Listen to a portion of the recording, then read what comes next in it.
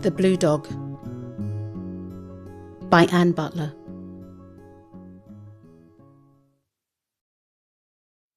The summers in Bottom Yard can be weird, or at least it can seem that way to outsiders. Family moved here when I was little. Can't remember what age I was. 8? Maybe 9?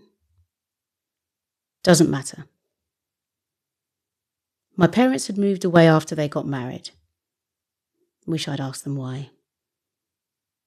They came back with me and my 2 sisters while I was still in primary school, what people call middle school now. We moved back here during early spring, when trees were sprouting new leaves and shoots. Within weeks, the woods and parks were lush with various shades of green. The new leaves whispered through doors and windows as they brushed against each other in the breeze. Later still, blossoms arched on the new growth, attracting bees and hoverflies. Birds would perch on my handlebars if I stopped for long enough. Out playing, I would hear murmurs when there was no one there. I was absolutely enchanted by my new home. Mum and Dad used to say they came back to Bottom Yard because they missed its magic. Nowhere else on the island of St. Dacre was like this. The people who live here do so because this place keeps them safe. Newcomers, often they don't stay. This place overwhelms the senses if you're not of a mind to embrace all that Bottom Yard is. Mum and Dad are long gone. One of my sisters moved to another island. The other stayed here among the magic.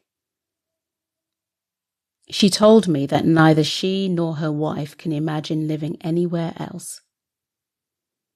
When my husband passed 6 years ago, I was especially glad that she stayed close to our roots. 2 years ago, I retired from my job as a bank manager.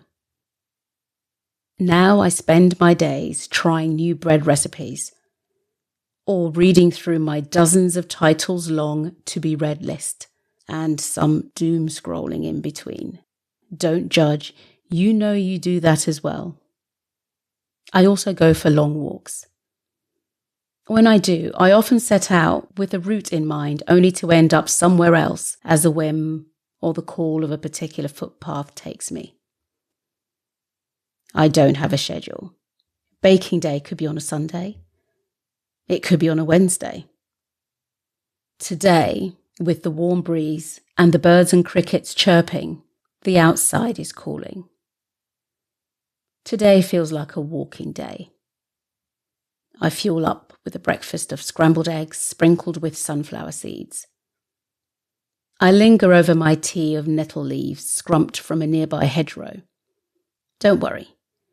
I washed away the grime and potential fox markings before steeping.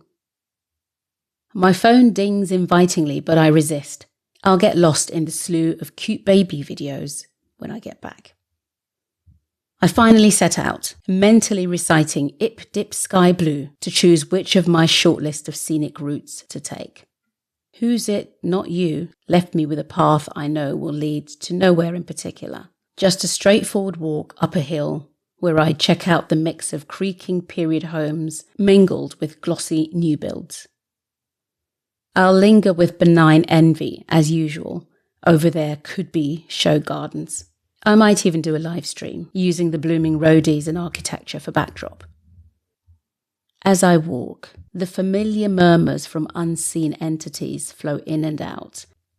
I ignore the betrayed gaze of a squirrel that remembers I ill-advisedly fed it hazelnuts once and hope he doesn't bring his friends next time to mug me for what's in my snacks bag.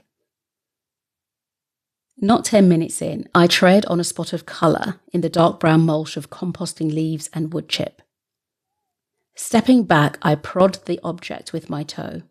It rolls onto its feet and looks up at me with drooping jaws. It is such a whimsical sight, I snort a laugh before stooping to pick it up. I stand the effigy in my palm.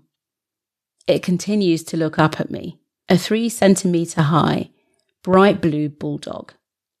The artist who'd created it made the features so lifelike, a high-pitched bark from the tiny jowls wouldn't have surprised me. Rubbing the dust and grit from the miniature's surface, I'm about to pocket my little blue find when someone calls out, "You found St. John." A woman and a little girl of about 5 are walking towards me. I move towards them, smiling, noting the muted sparkles in the little girl's aura. The woman's, her sparkles are bright, bright, bright. "St. John?" I ask. "My daughter's little dog." "She's for luck." "And protection."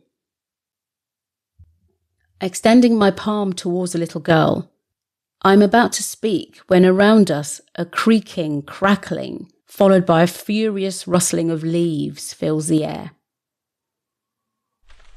The woman's gaze is focused behind me. She gasps. I swing around to the spot where I discovered St. John and watch in horror as a large old hawthorn lurches before falling, hitting the ground with a solid whoomp. I look at the little blue dog in the palm of my hand, then at the mother and daughter, then at the fallen tree, and finally back at St. John. The little blue dog, now sitting on its rump, stares back at me.